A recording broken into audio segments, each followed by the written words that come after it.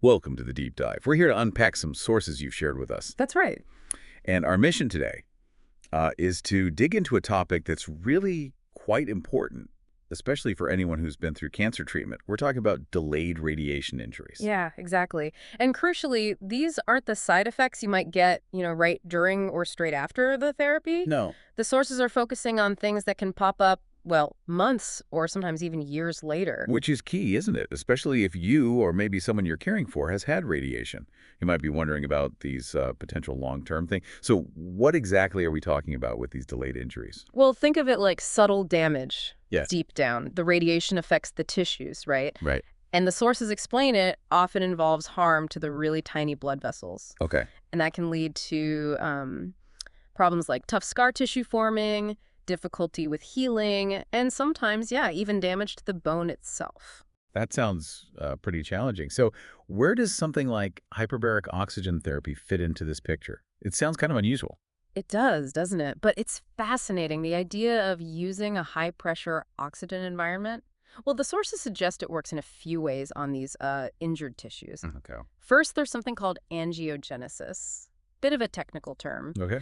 But it basically means helping the body build new tiny blood vessels, like creating new little supply routes. So getting more blood flow, more oxygen into those areas that have been struggling since the radiation. Precisely. Getting the good stuff back in. It's also thought to help, break down or maybe reduce some of that stubborn scar tissue we mentioned. Like loosening things up. Yeah, almost like untangling knots that are blocking things. And there's another part, it might even increase the number of your body's own repair cells that actually get to the injury site. Bringing in the cavalry, so to speak. Kind of bringing in the body's own construction crew to help fix things. That paints a really clear picture. Now, the sources mention one specific type of delayed injury quite a bit in the jawbone. Mandibular osteoradionecrosis. Yes, that's a big one. Mandibular osteoradionecrosis. It's a serious complication where the jawbone basically breaks down after radiation and just doesn't heal properly. It's quite a common focus area. And the sources talk about classifying it, using stages. Right. They use stages to describe how severe it is, like class 1 for maybe milder cases and class 2 and class 3 for more advanced bone problems. Hyperbaric oxygen often comes up as part of the treatment plan for these. Okay, but it's usually not just the oxygen, is it? The sources seem to stress it's part of a bigger picture. Absolutely. That's a really important point. It's almost always used as part of what they call a multidisciplinary approach. So combining it with other things, often surgery, for example. Makes sense. Is it only used for these jaw issues, though? Or are there other areas? No, not just the jaw. The source material suggests the same kind of thinking. The same principles are being explored for delayed radiation injuries in other places, too, like soft tissues. Really? Like what sort of problems? Well, for instance, issues that can sometimes develop in the bladder or maybe the rectum after radiation to the pelvic area. Oh, okay. Those areas can also suffer from similar problems, damaged blood vessels, scar tissue.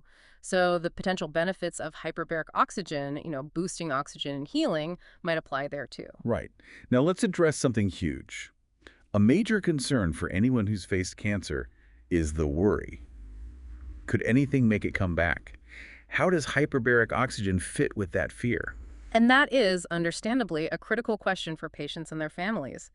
The source material reviews seem pretty consistent and reassuring on this. Okay.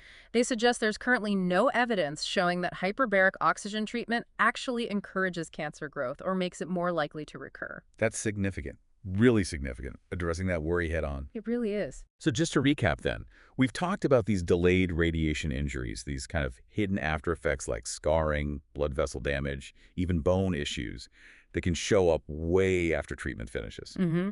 And we've explored how hyperbaric oxygen therapy is being used as one potential tool to help by, increasing that blood flow, maybe tackling the scar tissue and helping mobilize the body's own repair team. We saw how it's often discussed for that specific jawbone problem, mandibular osteoradionecrosis, which gets classified using stages like class 1, class 2, and class 3, depending on severity. Yeah, and that it's also being looked at for injuries in other spots like the bladder and rectum, and usually as part of a combined treatment plan, not just on its own. And critically, the reassurance from the sources that there's no current evidence linking this therapy to cancer recurrence. Exactly. What's really fascinating here is how this understanding keeps evolving, right? Yeah. Looking at these complex delayed effects and finding potential therapies like hyperbaric oxygen. It really is. So what does this all mean for you listening?